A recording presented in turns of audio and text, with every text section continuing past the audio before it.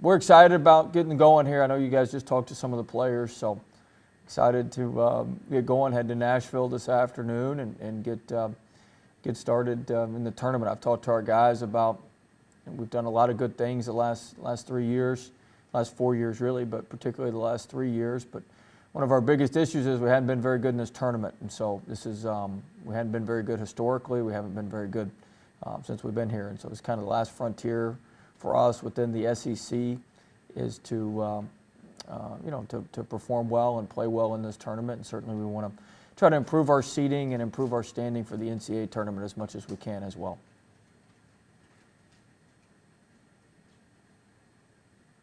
Right. Hey, Coach Wade, this is Craig Loper, Wavy 10, Norfolk, Virginia. What's up, man? Hey, man, I made the move, and then obviously one of your guys is one of our local guys, Cam. So I just got 3 questions about Cam real quick, Coach, and just kind of a local angle here.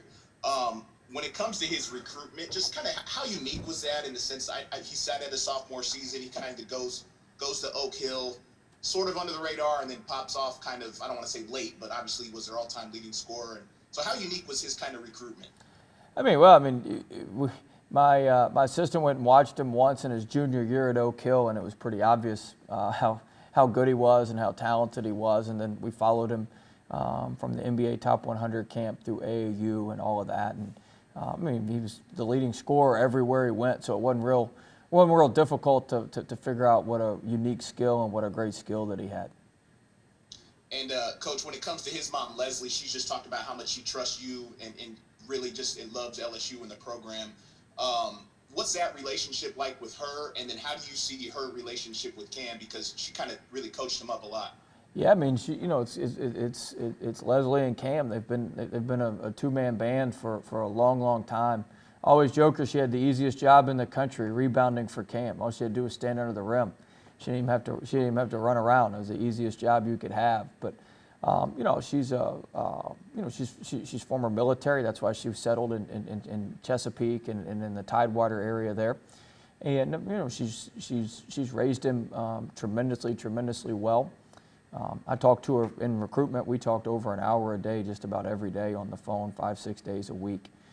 Just building a relationship with her because I knew it was important to Cam that she was extremely comfortable and that she was, that she felt comfortable with where he was going. And so since it was important to him, it became important to us. And we've kept that relationship going. And they're, like I said, they're extremely close. They've been there for each other for a long time through a lot of ups and downs, and they've got that really tight relationship. Last one for me, Coach. You spent a couple years in the area at Richmond, VCU.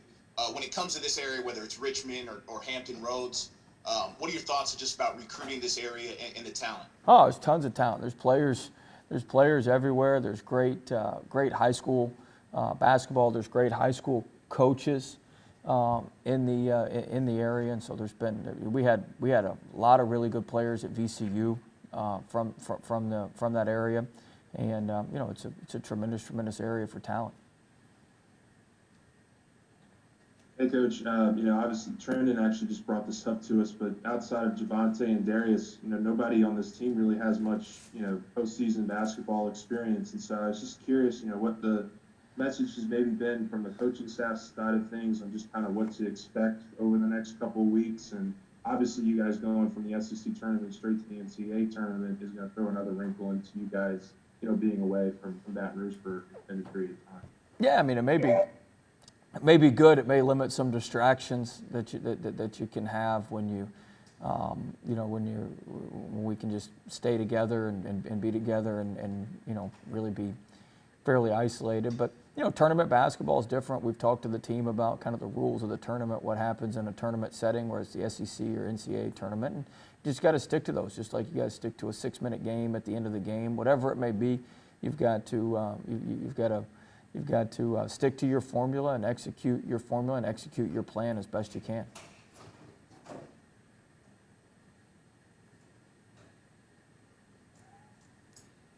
Will, kind of in that same vein, take us back. You've done it a little bit, your recollections of last year. And then Scott made a good point that this will be your first tournament in 3 years.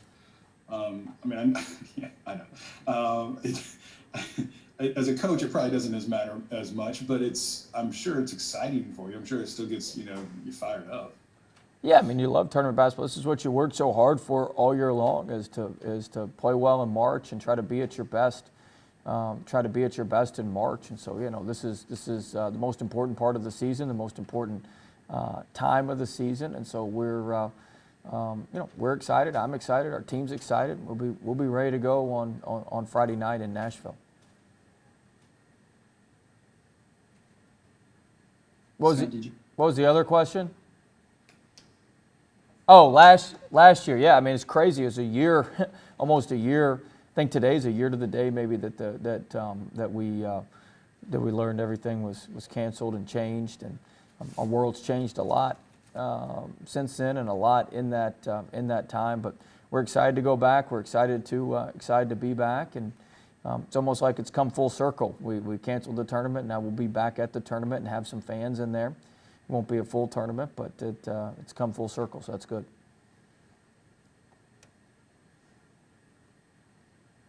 Will, that Thursday when y'all found out the tournament came, y'all went to a practice gym. Where exactly was that? Obviously, y'all didn't go to the arena. Yeah, we went to the arena. We had our Oh, shoot yeah, around the time arena. that morning at the arena. That's where, yeah, and then we came back to the hotel and we were getting ready to go to our scheduled practice time, and that's when we found out it was canceled. And so y'all had gone back to the hotel, and y'all found out. Yep. And did you think at the time did your intuition tell you that there wasn't going to be an NCAA tournament either, that your season was over? I mean, Yeah, we found out that day too that the NCAA tournament was canceled. It all kind of Oh, okay, happened was that day? Okay. it all kind of happened that Thursday. Okay.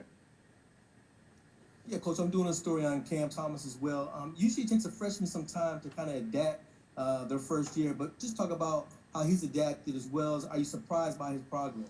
I mean, he's just so mature. He's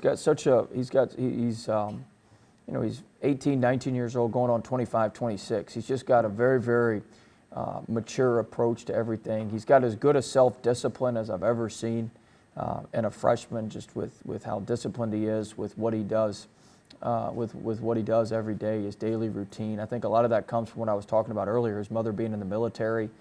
She's instilled a lot of that in him. So, he's just very, very disciplined, very mature, and it's allowed him to have success. He hasn't had a lot of, huge highs or huge lows. He stays pretty consistent, which has been the most amazing part. Usually the freshmen go up and down, up and down, up and down, but he's been very, very consistent.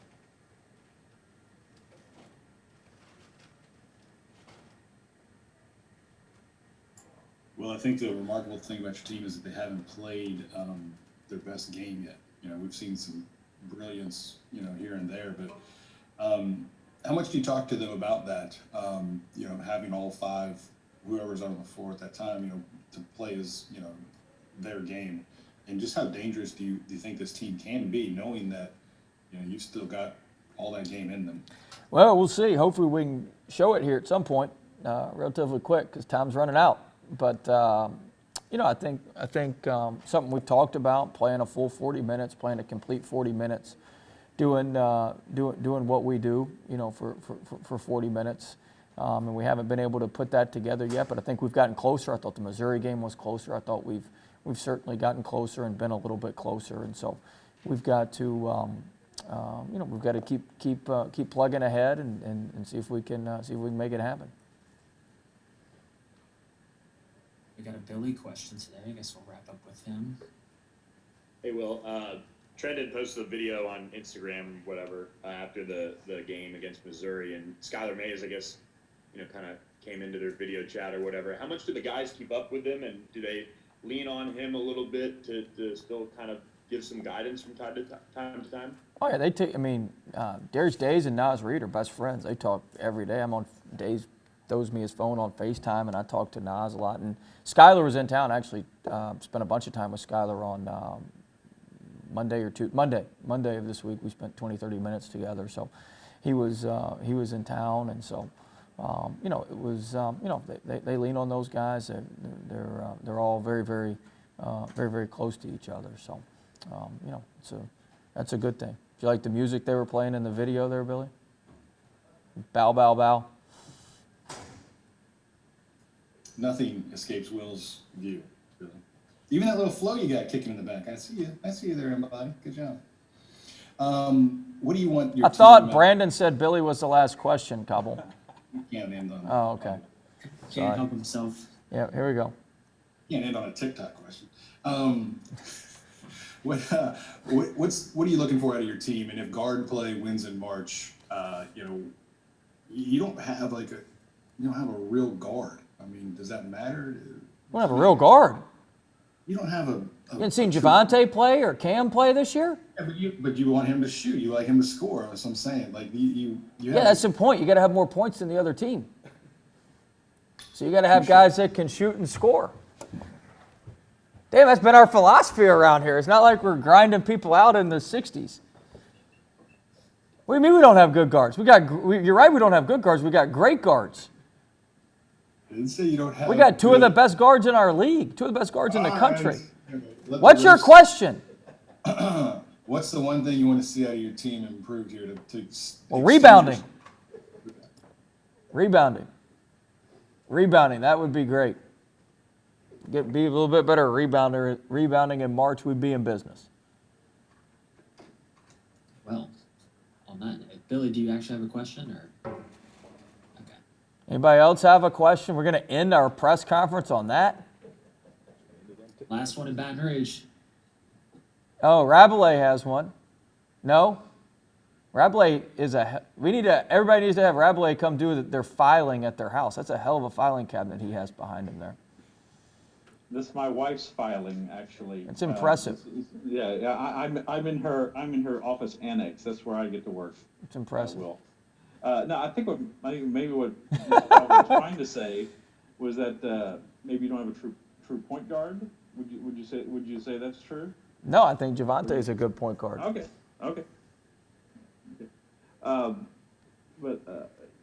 So rebounding. I did want to ask you about that. Is that something that can improve now in the postseason? I mean, I think if it's front of mind, I think that could certainly be helpful when it's front of mind. When it's been front of mind, rebounding wise, like we did a great job against a very, very physical Missouri team, and so when it's been front of mind, we've been able to do it. So we need to keep it that way here in tournament play. All right, guys, we'll see you from Nashville.